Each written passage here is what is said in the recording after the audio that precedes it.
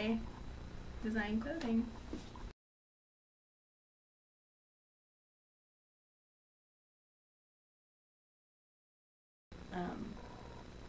Designers and just kind of going for it. But I think school is important because you understand every aspect of what you're going into.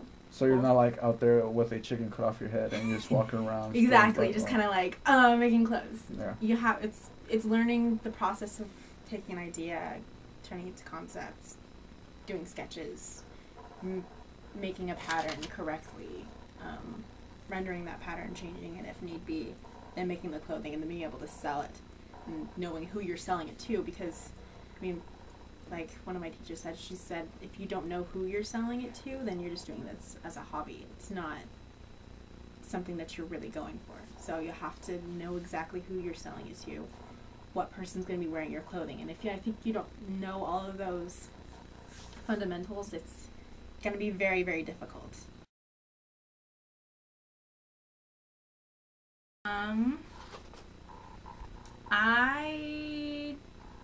I don't really know. I mean, I started it when I was really young. I always liked drawing, and I seemed to always really focus on just the clothes that the people that I was drawing were wearing, and ended up just drawing clothes all the time instead of like ponies or trees or houses. It always ended up being like, oh, I'm gonna draw a shirt, I'm gonna draw a dress. I was really crazy into dresses.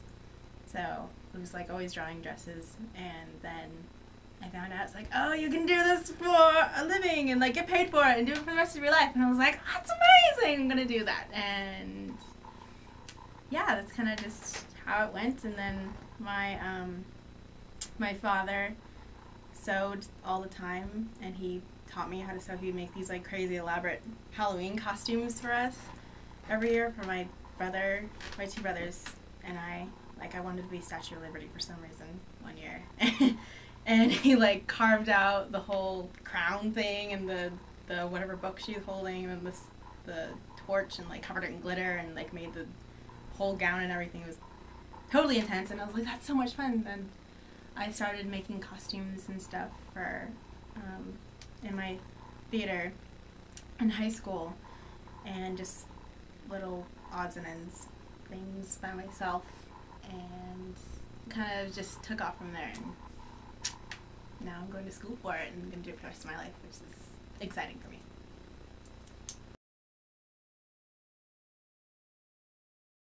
I should have started a lot longer ago, but they say that this industry takes a long time for you to really get your name out there, like at least 30 years before you can really be making what you need to and getting your name out there, unless for some amazing reason you just get your name out there really quick, like you get some celebrity to wear your gown or something. But I think for starting, technically I started at 18, started school at 18. I am on a pretty good track. If I graduate, hopefully not this year, but the next year, I will be, out starting by that next fall, and then hopefully going towards, we all hope that it just kind of happens. It doesn't always, but and again, if you have the passion and the drive, you can make anything happen. But I think I'm okay age starting where I am. Age-wise? Mm-hmm. Nice. I did do a children's line for my concept development class. It's right there. But I don't really, doing children's, it was a lot of work for me trying to think of like, there's a lot more that goes into making children's wear. There's lots of rules, like government standards you have to apply by, but so it was kind of different and difficult to go with those and making something that kids would actually want to wear, and having to be like, okay, a little kid can't wear lace because they're gonna ruin it, and they have to be able to like run and jump and not be afraid of like totally flashing their playmates or whatever. So it's really not my thing. And menswear, I'm actually doing a men's jacket line after my summer line for a friend that he's got a band and he lives in Hollywood right now. So I'm doing that for him.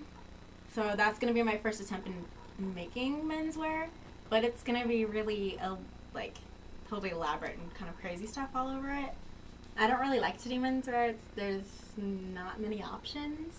With women, you can do a skirt, a dress, pants, shorts, a dress, whatever. Men kind of just have pants, short, and a shirt. So, I mean, unless... A kilt? No, not really into the kilt thing. So. Right. So I don't really do menswear, but I prefer doing women's.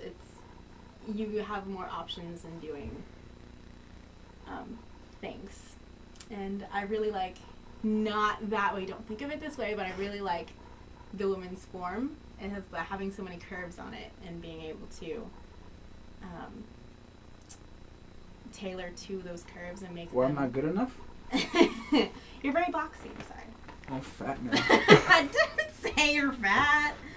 No, but I mean, it's very interesting, different ways that you put clothing on just a women's form, making them look different. Like automatically make them look skinny or fatter or whatever.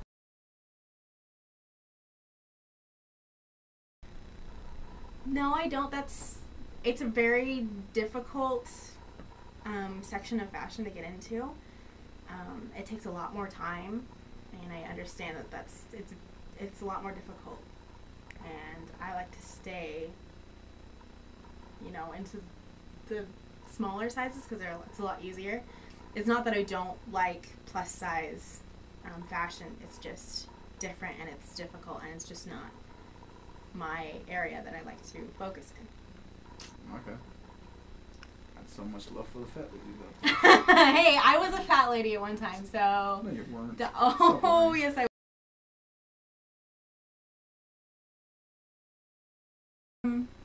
It started out just being like, I would look at fashion we all look at each other's, as designers, we all look at each other's work and getting ideas from one another. But it started out when I was young. I didn't know many designers. I wasn't really raised in a family that was super into clothing. My mom isn't even really that girly. She, like 60% of her wardrobe has an O on it for the ducks. So, awesome. She doesn't wear a lot of dresses, and I kind of just emerged being super fashionista in my family. So, and growing up, it was just whatever I liked, and referencing lots of older styles. I, for a long time, was really obsessed with like the colonial, huge Marie Antoinette, enormous dresses. But now, I think I know everybody talks about him and everyone's kind of obsessed with him, but Alexander McQueen, my favorite right now. He's dead. But Sarah Burton, who took over his line, is doing an amazing job. But he really inspires me a lot. They just released a book, and my mom bought it for me for Christmas. And I look through it all the time, and it's amazing. Oh, cute. It's so gorgeous. No, like, this book is just intense. It's like watching a movie, even though it's just a book. Just looking through pictures of his collections, they're so intense and so detailed and graphic, and he pushes the limits in so many different ways that you never really thought one could with clothing. But that's kind of who I try to aspire to. I really love his style, but I try to, do my own thing. It's like taking ideas from another designer and saying, okay, I like that idea about something, and then having to turn it into how am I going to make my mark on that idea. Oh, okay.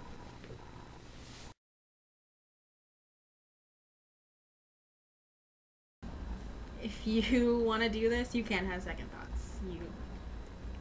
You have to be 100% committed to doing this, because if you have any doubts, you're gonna fall, and you're gonna fall hard, and you're not gonna get back up. I've had doubts about myself several times, and then I have to realize this is all I can be doing for the rest of my life. I couldn't be happier doing something else, and I have to keep going. I have to keep going. I mean, that's what you see. I mean, most people that come to our school, you see them come into the class, and you immediately can decipher who has the passion, who's going to stay in the class, who's going to do well in the class, and who's just here because they think they're an artist and they think they're so cool with all their funny outfits, and they're going to make clothes. They're so cool, and they're so this, and they immediately drop out because they're so focused on this instead of inside having the passion, having the drive, having the talent to finish and succeed and get a decent grade in the class. And that's why like half of people will drop out of the class before the term's over, and we have such a low graduation rate because they see that it's hard and that making clothes is not easy, and staying up late every night is part of it, and they give up. And then you see who's actually going to make it, and that's nice to see that you get to see those people grow and change and be better, and seeing what they're doing get better, which is rewarding for me, you know, seeing the people grow and be better along with myself.